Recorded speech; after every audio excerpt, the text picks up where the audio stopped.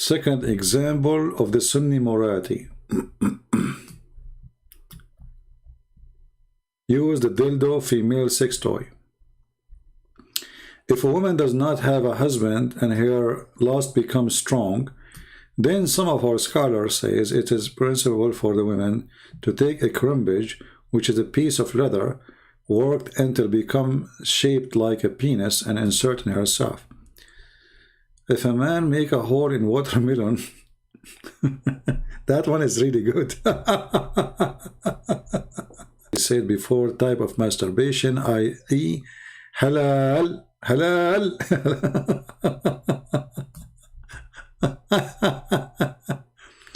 And here the Shia, they are asking questions about this Islamic Sunni teaching. So they say to the Sunni, well, if Muta is a haram, is forbidden, and it's an open license for sexual pleasure with as many women as one can financially afford. The women who engage in Muta are hired women, thus it can be performed with all women, irrespective with their age, etc. All right, okay, let's see. Oh, this is just continue reading what the Muslim Sunni believe. Yeah, you can read. I mean, there's a lot of garbage there. This is here about the breastfeeding. This is here about having sex. Yeah, have you ever heard of a religion says, if a person had a sex with intercourse with an animal during the Hajj will not be void? His Hajj is okay. I better stop here. This is very stupid. Yeah, but anyway, I gave you the link. Feel free, you can read it and you can save it. And nobody speak about morality as those people do. But the second you go in little, details, you will see that this is the last ever religion can even mention morality. What is moral in this cult?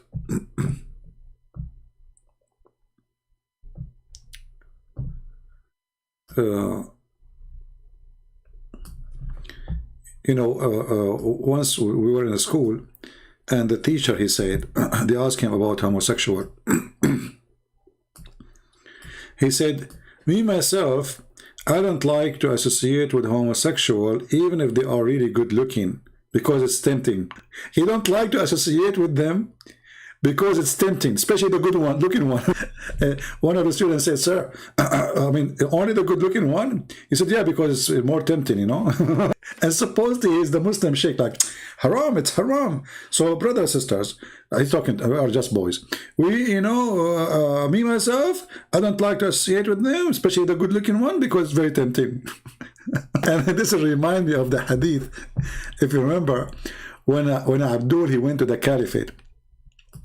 And he said to him, the imam who is leading the prayer, and we are praying behind him, he is a homosexual. And he is causing us trial, temptation, all things. The caliphate, he said, well, do the good deed people do. The prayer is good deed. Just do what you do as a good deed. Don't follow the bad deed. So the guy, he said, in my opinion, we shall not pray behind a feminine because that will bring temptation. But this is telling you that all the ones who they are complaining, they are homosexual. Because how in the world you are getting tempted? You know what I mean? How in the world they are getting tempted? This is the hadith in front of you. So they are complaining that the guy is tempting them. So the outside, the appearance of the story, they are against it, right? They are against it. You can tell. It's not right. But the inside details, they are for it. They love it. They are tempted. I can say, okay, a woman, she have a nice body, maybe she's doing some stuff, praying in front of everybody, bending over, we can let it go. But this is a guy. So why they are tempted unless they are thinking about it sexually? Because at the end of the day, everything is in the brain. Right? Just to prove this point to you, if you have a daughter, and one day you open the door in your daughter's room, and she is changing her clothes, and your daughter is young, beautiful, you know, maybe she is 20 years old, are you going to think about her in a sexual way? No, you will not. Why? Why? Because your brain right away will block any such an idea. She's your daughter. But she is young, she is beautiful, and she's a woman. So everything is in the brain. It's what the brain tell you. So when you decide to think about things in a sexual way, they turn sexual. It's not really what you see. It's what you think about what you see. Do we understand? It's not really what you see. It's what you think about it. And here is a great example. It's not the man who is effeminate, as they call him. It is what they are thinking. Make it a problem. They have a filthy mind. They are looking at a man, but they are not looking at him as a man. They are looking at him as a sexual object. If they are looking at him as a man like them, they will not think about that unless they like men. Right? So everything around us, when we say somebody get tempted, it's about what you think. If you think about it in a tempting way, it's going to turn to be tempting. Doesn't matter what it is. It can be food, it can be money, it can be women, it can be men, it can be anything. It's your brain. Your brain is the one who is staying you, and you can tell your brain to block some ideas from your head, to fight it. But Muhammad is the person of temptation. All his religion is based on unleashing the brain desire to be filthy. No limit. All right?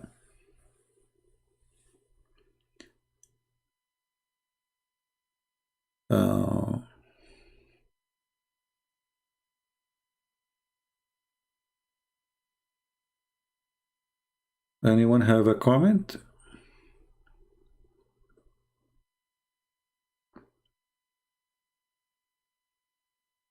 Any Abdul? What happened to GP? He left?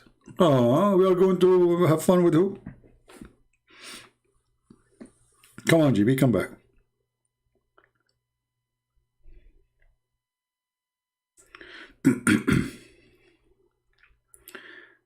You know, like somebody talking about Buddhas.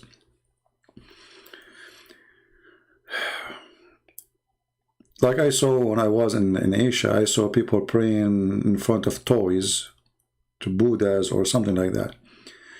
I don't know much about this belief, but for me, I always ask myself a very simple question. What is the impact of this God which you worship on your life? If this God will make your life better and the life of people around you better, that's mean, you know, at least this God is useful somehow, even if he's a fake God. But if your God doesn't make your life better, when you go to Thailand, you see, you know, like I saw monks, and they are everywhere. There's those little things to pray for, etc. But there's prostitution everywhere. Okay, why those monks? I don't know. There's something wrong in the belief itself. Why it is not a problem to have such a number of prostitution in the country? Why it's normal? How it became normal? In Islam, it is not right to be prostitute as an official unless you are kidnapped and enslaved, which means Islam promotes prostitution, but in an ugly way. In Thailand, a woman willingly, she is working in that business. In Islam, they will kidnap your daughter and she will force your daughter, not their daughter, to work as a prostitute. And this is in the Quran. So here we see that the religion of Thailand, even though we believe it's a pagan religion, is way better than the religion of Muslims.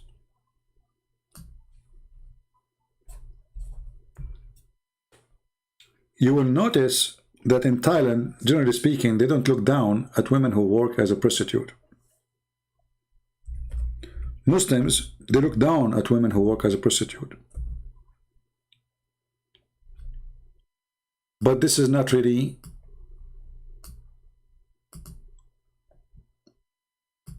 Islamic. Islam promotes prostitution, but the kind you do it as a rape, which means you kidnap women from their husbands,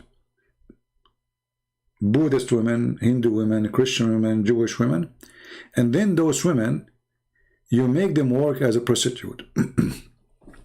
When the Muslim women, they start complaining about prostitution and how their husbands don't care even to see them no more, they have a lot of women for sex, and they are making them literally work as a, as a prostitute.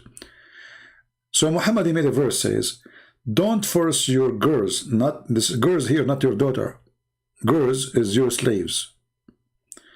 Don't force your girls to do prostitution if they choose a chastity. So what Muhammad, he did, he said you can open a pimp house as long the girls, they agree with it, Allah bless you. However, even if you force them, there's no penalty and there's no punishment, and Allah is all merciful. So either way, prostitution is halal. In the same time, because the society of Islamic society is very corrupt, very hypocrite, they look down at prostitution, but they are the biggest society of prostitution. The caliphate, they kidnap tens of thousands of girls and they force them into prostitutions. So you make them prostitute and then you look down at them.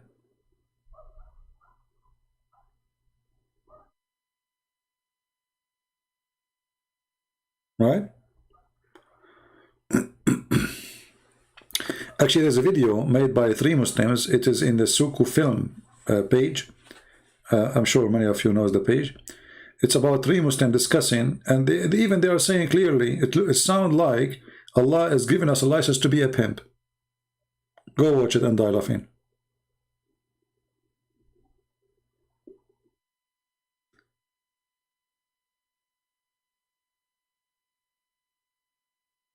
And look here, when a Muslim, he says that the Muta in Islam is forbidden. Well, first of all, why we have Muta anyway? I mean, this is another form of prostitution. A Muslim woman, she offers herself, and then they call it marriage. So what Islam does, they cover up prostitution, give it a title of marriage. You go and you rent a woman for a day or 2 hours. And by the way, a Muta is one of the biggest business in Iran. A lot of women who cannot afford making living, prostitution is haram, brother, but they can do Muta. But this is prostitution. She offers herself to a guy to stay with her for 10 hours. According to Iranian government, this is not prostitution. This is Muta. Muta means sexual pleasure. You see how awkward? So in Thailand, women, they do it. People don't look down at them. They have different culture, different belief. In Islam, Muta is prostitution, but they give it title of marriage.